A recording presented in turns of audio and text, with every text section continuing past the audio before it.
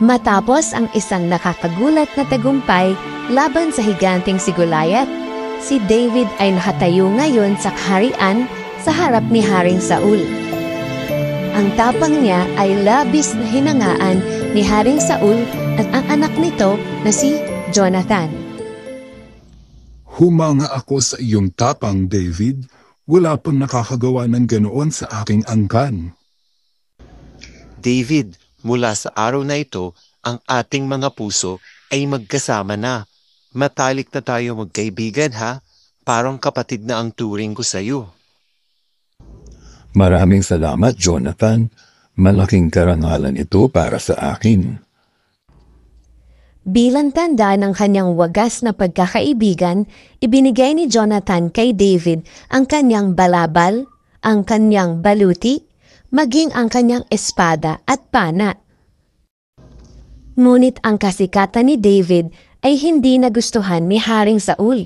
Isang araw, habang sila'y naglalakad, narinig nila na nag-aawitan ang mga tao.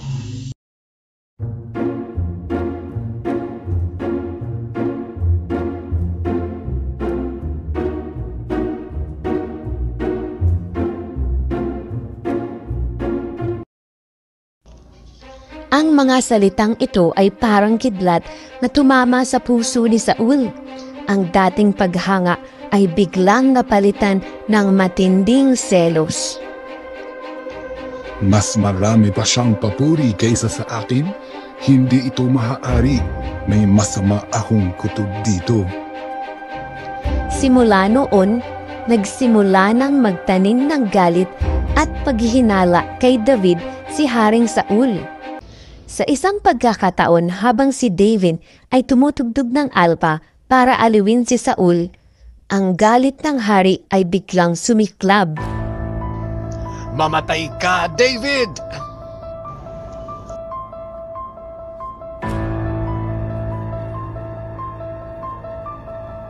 Bakit po ninyo ginawa yun, mahal na hari? Sinusubukan kong wakasan ang banta mo sa aking trono. Hindi ka maaaring maging hari. Alam na ni David na ang kanyang buhay ay nasa panganib. Sa kanyang pagkabahala, kinausap ni Haring Saul ang kanyang anak na si Jonathan. Jonathan, dapat mong patayin si David. Isa siyang banta sa ating kaharian. Utos ko ito bilang iyong hari. Ama, hindi po nararapat yan.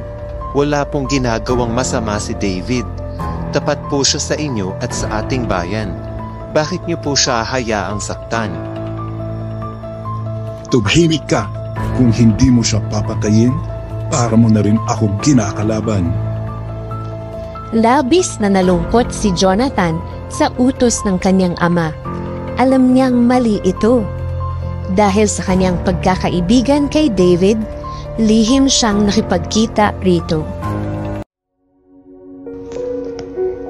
David, kailangan mong tumakas. Balak kang patayin ng aking ama. Nagalit siya ng sobra. Magtago ka muna at kakausapin ko ang aking ama.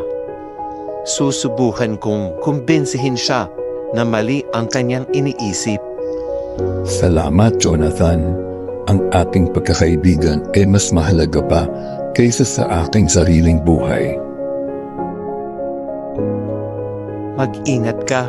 Aalamin ko ang lahat at ipapaalam ko sa iyo.